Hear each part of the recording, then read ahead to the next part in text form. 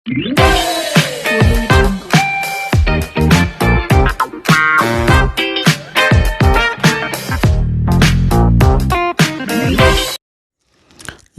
सभी को। मैं मत्तू केवट। मैं आज आपको कक्षा 5वीं परिसर अध्ययन भाग 2 में पाठ क्रमांक 8 अस्थाई जीवन का प्रारंभ, अस्थाई जीवन का प्रारंभ, इस पाठ का मैं वाचन कर रहा हूँ और इस पाठ को मैं आपको समझाने वाला हूँ। पाठ क्रमांक 8 है अस्थाई जीवन का प्रारंभ। तो इस वीडियो में आप देखेंगे कि मैं आपको अस्थाई जीवन का प्रारंभ के बारे में बता रहा हूँ कि मनुष्य का अस्थाई जीवन किस प्रकार प्रारंभ हुआ। तो इसके पहले कुछ मुद्दे हैं। देखिए, पहला मुद्दा इसमें है पशुपालन एवं कृषि का प्रारंभ, विशिष्ट कौशल और विविध व्यवसाय, पारस्परिक सहयोग पर आधारित जीवन, आवासों की संरचना, गांव, रिश्ते, नाते और परिवार। वीडियो में हम अस्थाई जीवन का प्रारंभ में ये 5 मुद्दे हैं। इसी मुद्दों के बारे में इस पाठ में बताया गया है। पहला मुद्दा है, देखिए, पशुपालन एवं कृषि का प्रारंभ। दूसरा है विशिष्ट कौशल और विविध व्यवसाय। तीसरा मुद्दा है इसमें पारस्परिक सहयोग पर आधारित जीवन, और चौथा है आवासों की संरचना, पांचवा है गांव, रिश्ते, नाते तथा परिवार। तो बच्चों, इस अस्थाई जीवन का प्रारंभ इस पाठ में हम इन 5 मुद्दों के बारे में चर्चा करेंगे और इसी के बारे में इस पाठ में हम जानकारी प्राप्त करेंगे इस वीडियो में कि पशुपालन एवं कृषि का प्रारंभ कैसे हुआ, विशिष्ट कौशल और विविध व्यवसाय कौन कौन से हैं, पारस्परिक सहयोग पर आधारित जीवन क्या है, आवास की संरचना किस प्रकार थी, गांव, रिश्ते, नाते और परिवार, इनमें संबंध क्या था। इस वीडियो में हम इनके बारे में परिचय प्राप्त करेंगे। नमस्कार सभी को, मैं मत्तू केवट।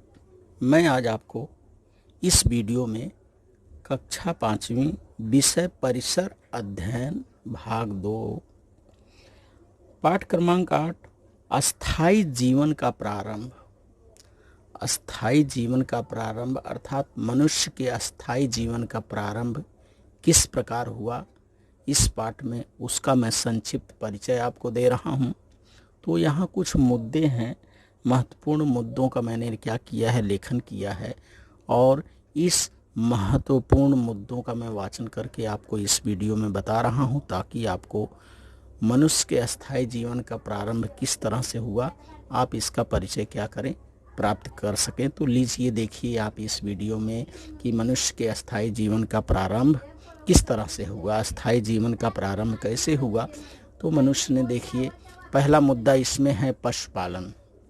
पहला मुद्दा पशुपालन है और पशुपालन का परिचय मैं आपको करा रहा हूँ। देखिए, पशुपालन वन्य पशुओं को पकड़कर बंदी बनाना, उनमें मनुष्य के साथ रहने की आदत डालना और अपने लाभ के लिए उनका उपयोग करना, इन 3 चरणों की प्रक्रिया पशु को पालतू बनाने की प्रक्रिया है। इनमें से तीसरे चरण की क्रिया को पशुपालन कहते हैं। अर्थात पशुपालन की प्रक्रिया को इसमें संक्षिप्त रूप में परिचय दिया गया है। वे करते क्या थे, वन पशुओं को पहले पकड़ते थे, पकड़कर उन्हें बंदी बनाते थे, उसके बाद उन पशुओं में मनुष्य के साथ रहने की आदत को डालते थे और अपने लाभ के लिए उनका उपयोग करते थे। ये 3 चरण थे। इन तीनों चरण की प्रक्रिया जब पूर्ण होती है तो उस प्रक्रिया को क्या कहते हैं, पशुपालन कहते हैं। तो इस तरह से मनुष्य ने पशुपालन का आरंभ किया। अब दूसरा देखिए, मनुष्य ने और क्या किया।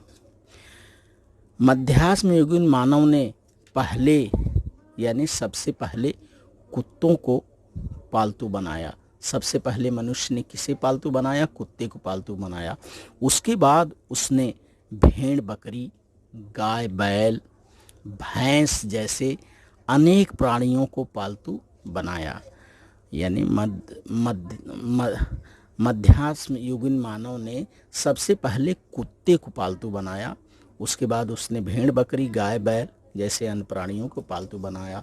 और इसमें तीसरा मुद्दा देखिए, शिकार करने में मनुष्य कुत्ते की सहायता लेता था।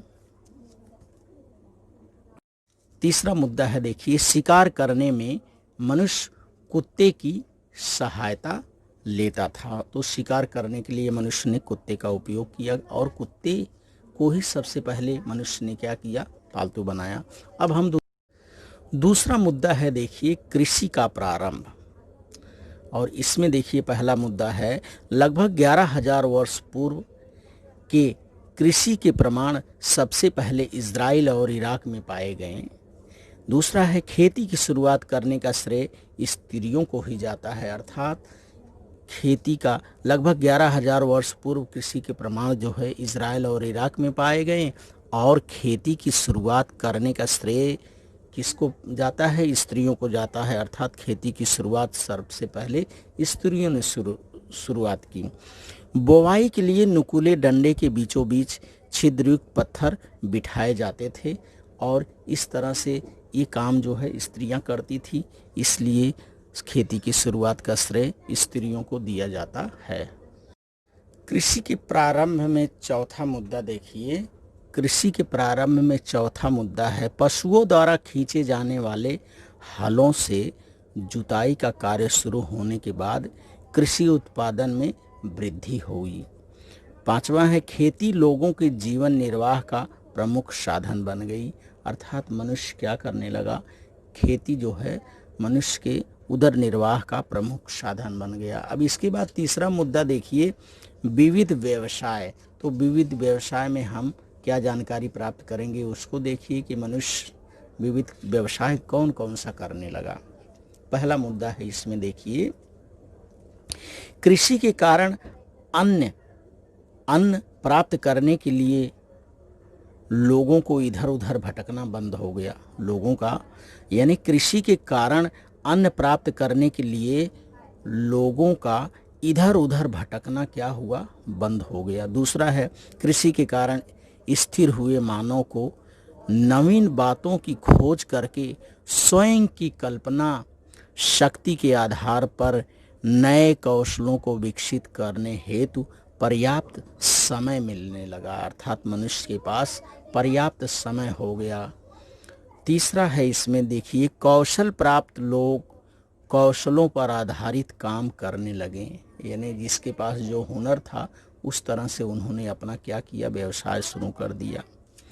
इससे ही मिट्टी के बर्तन बनाने वाले, मनके बनाने जैसे कार्मिक कारीगर निर्मित हुए, यानी किसी ने मिट्टी के बर्तन बनाना शुरू किया, किसी ने मनके बनाना शुरू किया, इस तरह से कार्मिक कारीगर निर्मित हो गए जिनके पास, क्योंकि मनुष्य को उदर निर्वाह के लिए पर्याप्त भोजन मिलने लगा खेती के कारण और उसके पास समय बचता था, तो अपना समय बचने के लिए उसने विविध व्यवसाय भी शुरू कर दिए। पांचवा मुद्दा है, ऐसा माना जाता है कि नवाश्म युगीन कालखंड के मिट्टी के बर्तन और मिट्टी की वस्तुएं परिवार की स्त्रियों ने अपने हाथों से बनाई हुई थी, अर्थात ज़्यादातर ये मिट्टी के बर्तन क्या था, स्त्रियां अपने हाथों से ही बनाती थीं। अब इसके अगला मुद्दा है देखिए, चौथा मुद्दा है देखिए इसमें व्यापार तथा विनिमय। मनुष्य ने व्यापार तथा विनिमय कैसे शुरुआत किया, और उसमें देखिए व्यापार और विनिमय में पहला मुद्दा है, कृषि के औजार बनाने तथा उनकी मरम्मत करने के लिए किसानों को कुशल व्यवसायियों की आवश्यकता थी।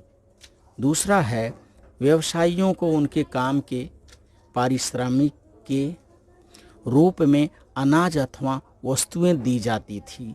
इससे पता चलता है पहले लोग क्या करते थे, व्यवसायियों को उनके काम के पारिश्रमिक, जिस तरह से आजकल पैसा दिया जाता है तो पहले पैसे का चलन नहीं था, और परिश्रम या मजदूरी जो है अनाज या वस्तुओं के रूप में दी जाती थी। तीसरा मुद्दा है, व्यवसायी भी कच्चे माल का मूल्य अनाज और वस्तुओं के लेन देन के रूप में अदा करते थे, यानी सारा लेन देन जो था ये अनाज और वस्तुओं के रूप में होता था। तो इस तरह से मनुष्य का व्यापार और विनिमय चलता था। इसमें चौथा मुद्दा देखिए, नमक के व्यापार के कारण नवाश्म युग के व्यापार के विस्तार में सहायता प्राप्त हुई। अर्थात मनुष्य ने क्या किया, नमक का भी व्यापार शुरुआत कर दिया और नमक के व्यापार के कारण नवाश्म युग के व्यापार में विस्तार में सहायता प्राप्त हुई। अब हम इसमें पांचवा मुद्दा देखते हैं कि अस्थाई जीवन के प्रारंभ में पांचवा मुद्दा है शासन व्यवस्था का निर्माण किस प्रकार हुआ। तो हम पांचवा मुद्दा पर अब चर्चा करेंगे कि शासन व्यवस्था का निर्माण कैसे हुआ।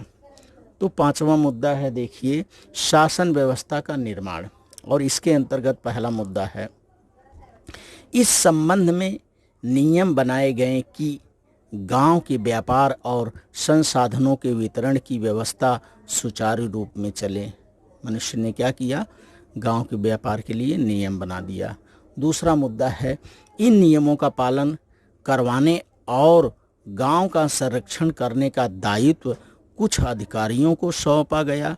इस प्रकार शासन व्यवस्था का निर्माण शुरू हो गया। इसमें तीसरा मुद्दा है देखिए बाढ़, वन्य पशुओं और पशु चोरों से गांव की रक्षा के लिए गांव के चारों ओर परकोटे बनाए गए थे। अर्थात उस समय के मानव समूह में रहना शुरू कर दिया और गांव के रूप में चारों तरफ उसने क्या किया, जो बाढ़ आती थी या वन पशुओं को और पशु चोरों के गांव की रक्षा के लिए मनुष्य ने क्या किया, गांव के चारों ओर परकोटे बनाए और वहां से वो निरीक्षण करने लगा।